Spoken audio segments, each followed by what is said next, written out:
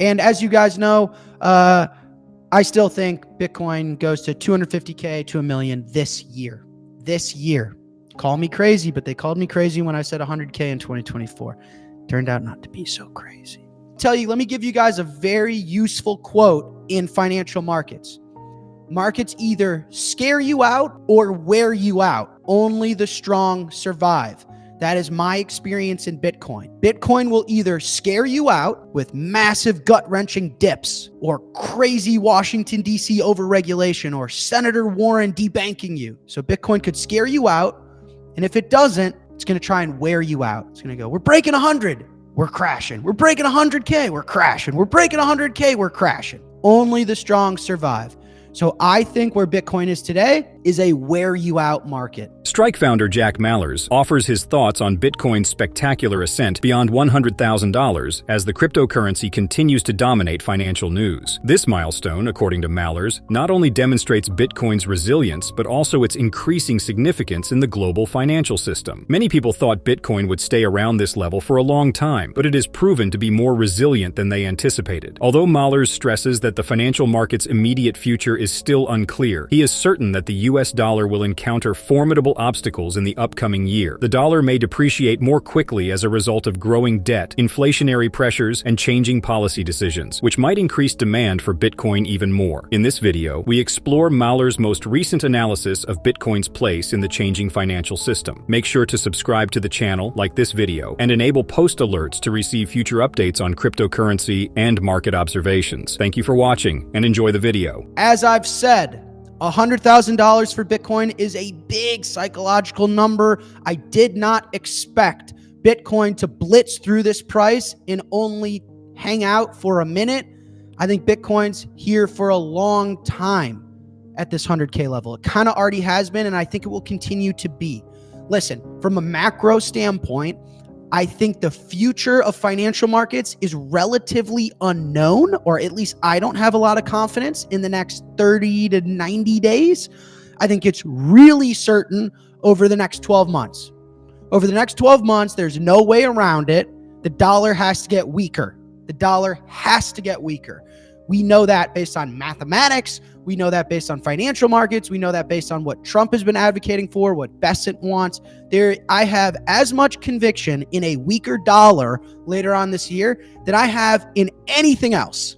I'm very confident we have weaker dollar, especially once Trump gets in office and his policies start to get put in place. There's no doubt about that.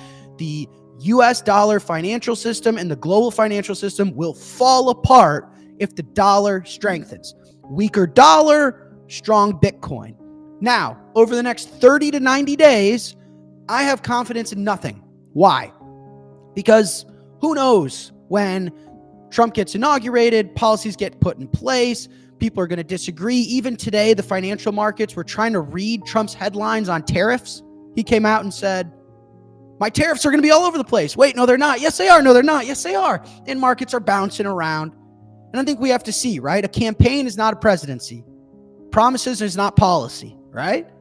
And so I think the next 30 to 90 days, I expect a decent amount of volatility. I expect a decent amount of chop.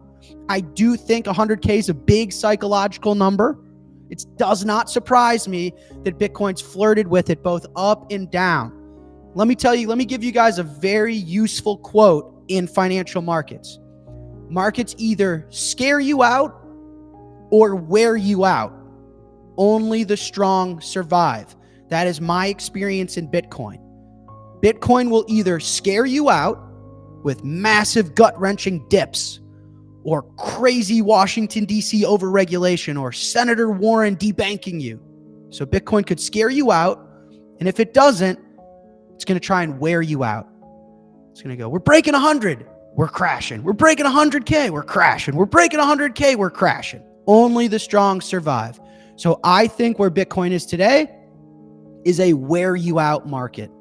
I think this election for the US was very emotional. I think markets are a little exhausted and fatigued. I think Bitcoin might try and wear you out by up and down and up and down and SBR. Oh no, Trump lied. Oh, Trump said this about tariffs. Oh no, he took it back.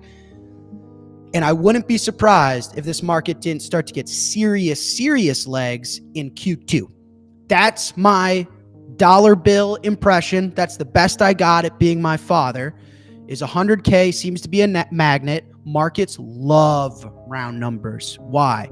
Because markets are made up of humans. Humans are comprised of emotions, okay? Markets love round numbers. Markets are emotional. 100K is a big round number. It's a big psychological event. It's adding a new digit. It's going to flirt with it. It's going to be attracted to it. It's going to be a magnet towards it. And I think between a scare you out and a wear you out, I think Bitcoin is trying to wear people out.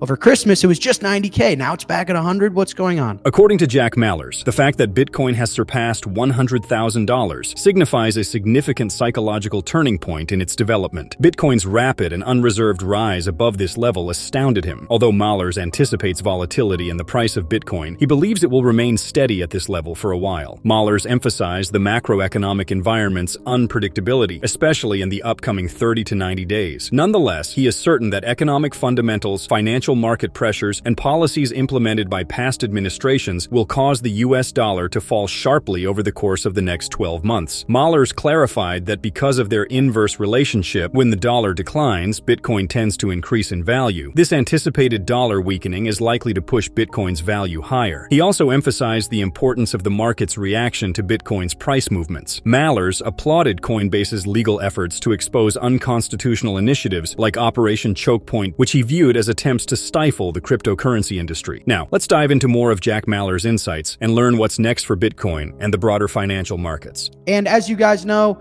I still think Bitcoin goes to 250K to $1 million this year. This year. Call me crazy, but they called me crazy when I said 100K in 2024. Turned out not to be so crazy. As an American citizen, if this country does not protect my rights, we have nothing. We have nothing. The fact that my government at its highest form and level was trying to deprive me of my livelihood because I was interested in Bitcoin is absolutely insane.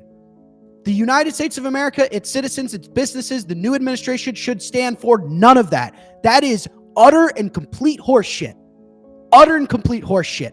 Everybody should read these documents and see for yourself. It is blasphemy that we are dealing with this in the United States of America. That is, by definition, unconstitutional to the highest degree. To the highest degree.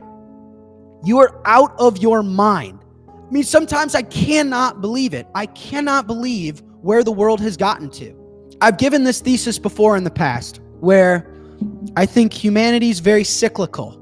And throughout these cycles, I think we get very far abstracted from nature, meaning our true selves, where we belong. Our relationship with nature is very important. Hang with me. I know I sound crazy, but hold on. This is going to be a good point. Our relationship with nature is very important in that we are governed by the immutable laws of the universe, the immutable laws of Mother Nature, okay? Being on a gold standard was exactly that.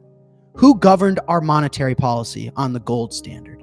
Mother Nature, the universe. Right? Now, what we see in humanity throughout history is as we innovate and we build tools, right? We're tool builders. We're very uniquely capable of coordinating, planning, and building a better tomorrow. In other news, Saylor keeps buying Bitcoin. Saylor keeps buying Bitcoin. Big deal. I don't know. This point is tired. For new Bitcoiners, everyone wants to talk about Saylor. I'm happy to talk about Saylor, but for those listening to the show, we talk about Saylor, once a week because he buys Bitcoin once a week. Saylor's the man. I think he's a genius. I'm lucky to call Saylor a friend. He's awesome. And he bought more Bitcoin. Really, to me, the story of Saylor is Bitcoin meets fixing income. That's the story. Bitcoin has entered the bond market. Okay. The amount of capital in these markets. Okay. And how that capital can be produced, the depth in its liquidity is unparalleled.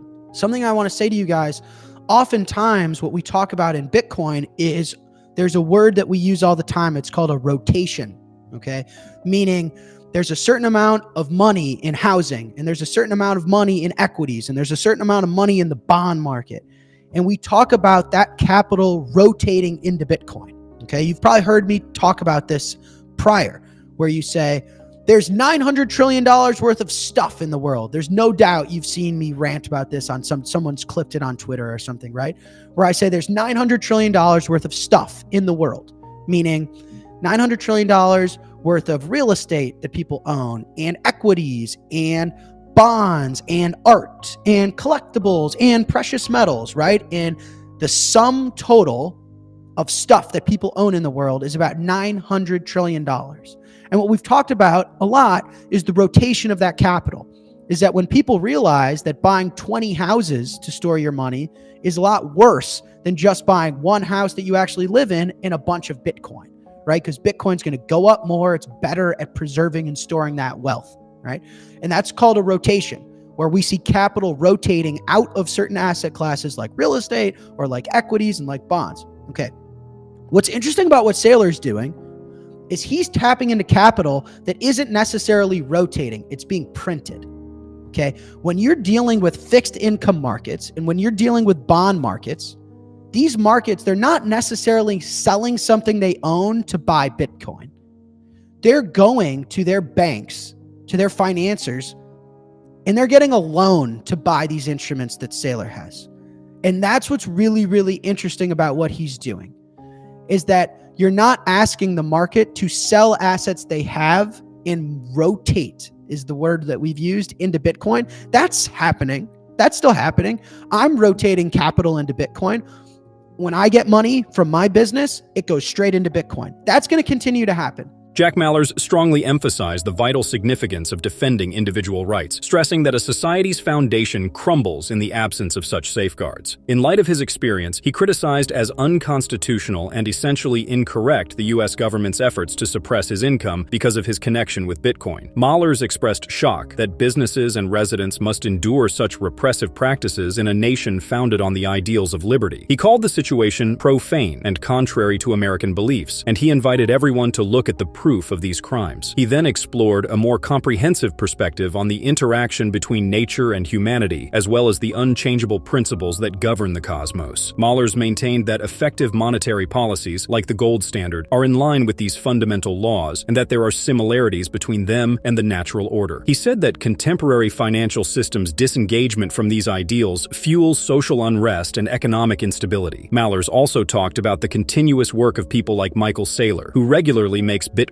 investments. Although Mallers acknowledged Saylor's talents and genius, he focused on the larger story of Bitcoin's entry into fixed income markets. He described how Bitcoin is drawing capital through fresh capital creation, such as loans used to invest in Bitcoin-related products, in addition to more conventional asset rotations, which involve moving money from one asset class to another. Thank you for watching.